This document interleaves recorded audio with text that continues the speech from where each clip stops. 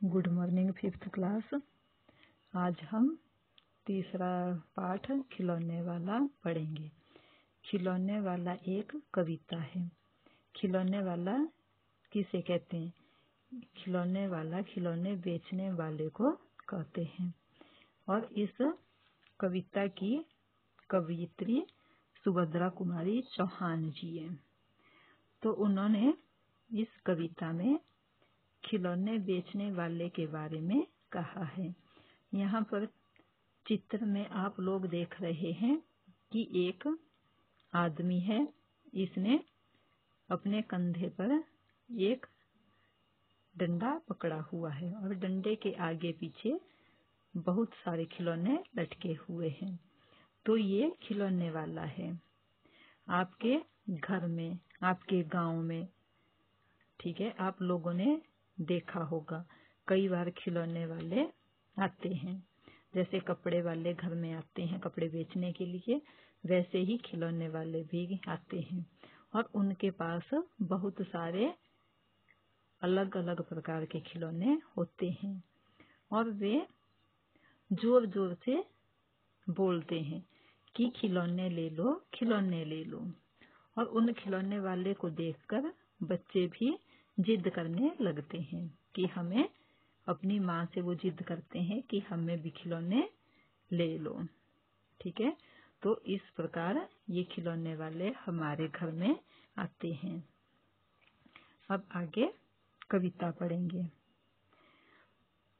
वह देखो माँ, आज खिलौने वाला फिर से आया है। कई तरह के सुंदर सुंदर नए खिलौने लाया है। हरा हरा तोता पिंजड़े में, गेंद 1 पैसे वाली, छोटी सी मोटर गाड़ी है, सर सर सर चलने वाली। सीटी भी है कई तरह की, कई तरह के सुंदर खेल, चाबी भर देने से भक भक करती चलने वाली रेल। गुड़िया भी है बहुत भली सी, पहिने कानों में बाली, छोटा सा टी सेट है, छोटे छोटे हैं लोटा थाली।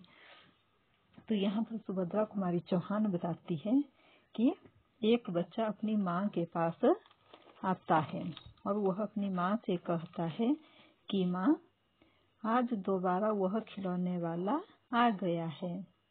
उसके पास कई तरह के सुंदर सुंदर और नए नए खिलौने हैं। वह आज नए नए खिलौने लेकर आया है।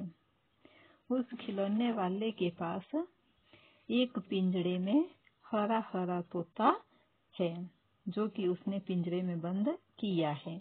और उसके पास 1 पैसे से मिलने वाली गेंद भी है, छोटी सी मोटर गाड़ी। तो बच्चा कहता है कि उस खिलौने वाले के पास एक छोटी सी मोटर गाड़ी भी है जो कि सर सर सर चलती है, जल्दी से भाग जाती है। उसके पास अनेक प्रकार की सीटियां भी है और उसके पास खेल खेलने के लिए बहुत सुंदर सुंदर खिलौने हैं। उसके पास एक रेल है जो कि अगर उसको चाबी लगा दी जाए तो वह भक भक करके चलती है। उसके पास एक गुड़िया भी है जो देखने में बहुत भोली लगती है और उसने अपने कानों में बाली पहनी हुई है। उस खिलौने वाले के पास एक छोटा सा टी सेट भी है जो कि बच्चे अक्सर खेलने के लिए लेते हैं। उस टी सेट में छोटे छोटे कप और प्लेटें होती है। तो वो उसके पास छोटा सा एक टी सेट भी है और उसके पास छोटे छोटे लोटे और थाली भी है।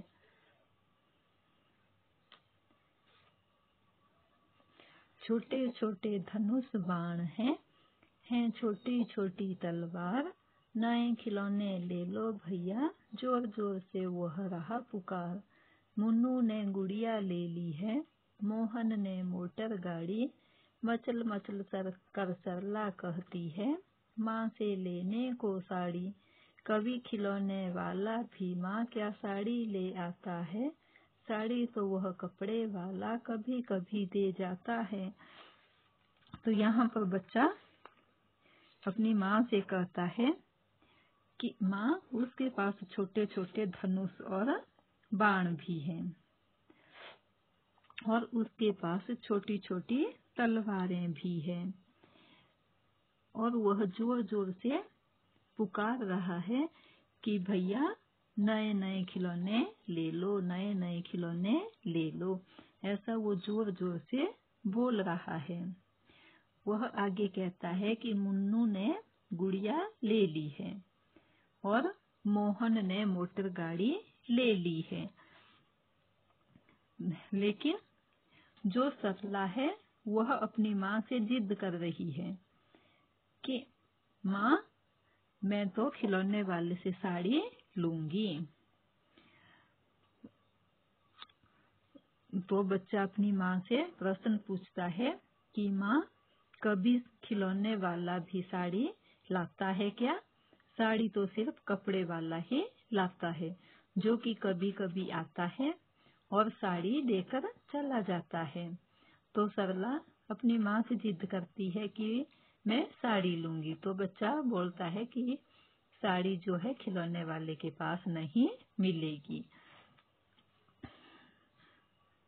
जो यहाँ पर चित्र में साइड में गुलाबी रंग का है, ये क्या है? धनुष है। और बीच में इसके हरा रंग का ये क्या है? बाण है। तो उस खिलौने वाले के पास ऐसे धनुष और बाण भी थे और ऐसी छोटी सी तलवार भी है और ऐसे खिलौने भी हैं। ठीक है। तो अम्मा तुमने तो ला कर के मुझे दे दिए पैसे 4, कौन खिलौना लेता हूँ मैं, तुम भी मन में करो विचार। तुम सोचोगी मैं ले लूंगा तोता बिल्ली मोटर रेल, पर माँ यह मैं कभी न लूंगा, ये तो हैं बच्चों के खेल। मैं तलवार खरीदूंगा माँ, या मैं लूंगा तीर कमान, जंगल में जा किसी ताड़का को मारूंगा राम समान। तो यहाँ पर बच्चा अपनी माँ से कहता है कि माँ तुमने तो मुझे खिलौना लेने के लिए 4 पैसे दे दिए और यह नहीं सोचा कि मैं क्या लूंगा। तो वह बच्चा अपनी माँ से भी कहता है कि माँ तुम भी मेरे साथ ये सोचो कि मैं कौन सा खिलौना लूं। वह अपनी माँ को कहता है कि अगर तुम ये सोचती होगी कि मैं तोता बिल्ली मोटर और रेल लूंगा, तो ये मैं कभी भी नहीं लूंगा, क्योंकि ये खिलौने जो है बच्चों के हैं और इन खिलौनों से बच्चे खेलते हैं। तो लड़का बोलता है मैं सिर्फ तलवार खरीदूंगा और साथ में धनुष बाण लूंगा और मैं जंगल में जाऊंगा और जंगल में जाकर राम बनकर ताड़का जैसी राक्षसी को मारूंगा।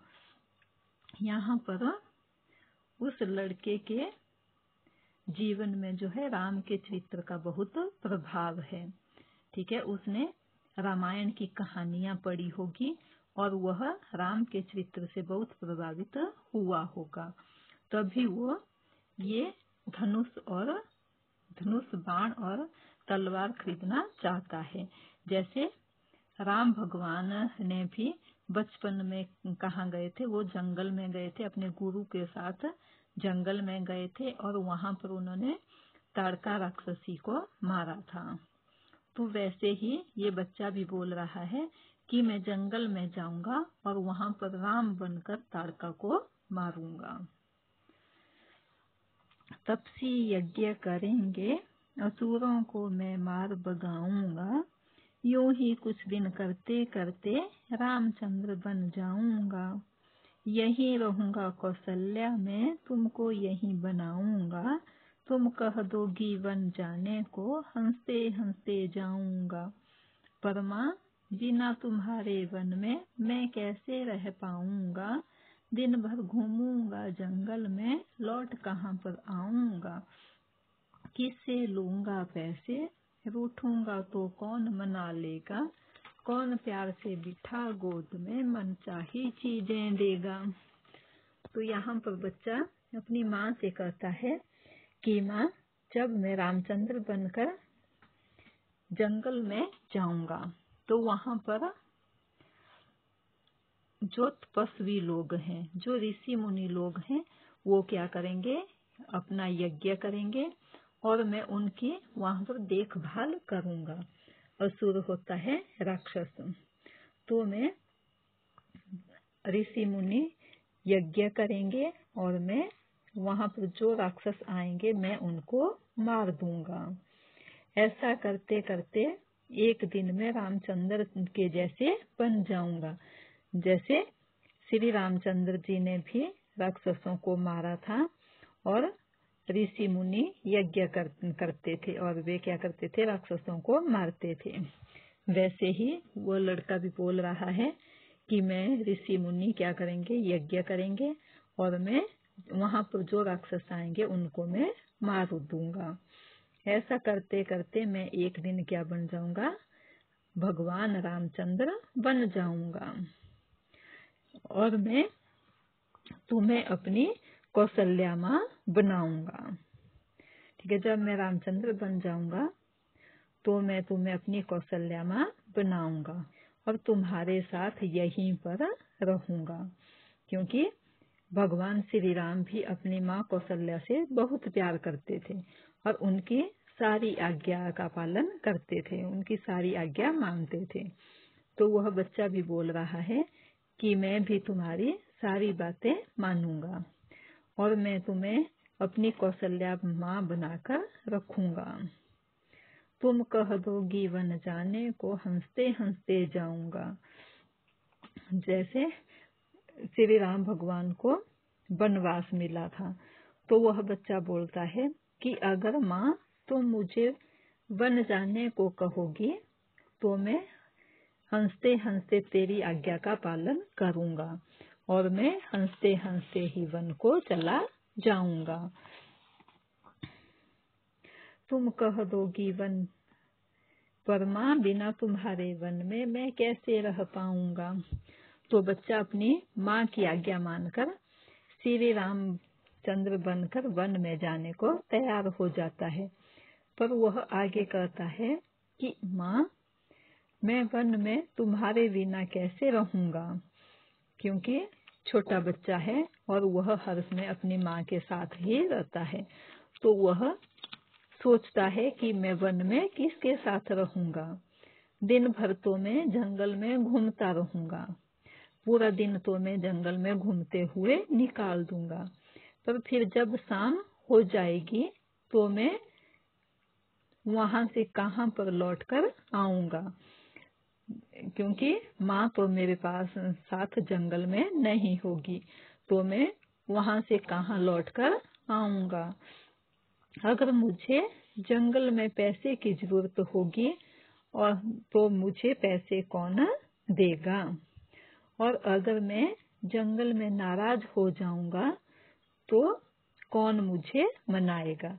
यहाँ घर में तो मनाने के लिए माँ है, ठीक है, लेकिन जंगल में मुझे कौन मनाएगा। जंगल में तो मुझे कोई भी मनाने वाला नहीं होगा। और जब मैं रूठ जाता हूँ, नाराज हो जाता हूँ, तो माँ क्या करती है, माँ मुझे अपनी गोदी में बिठाकर मेरी मनचाही चीजें देती है।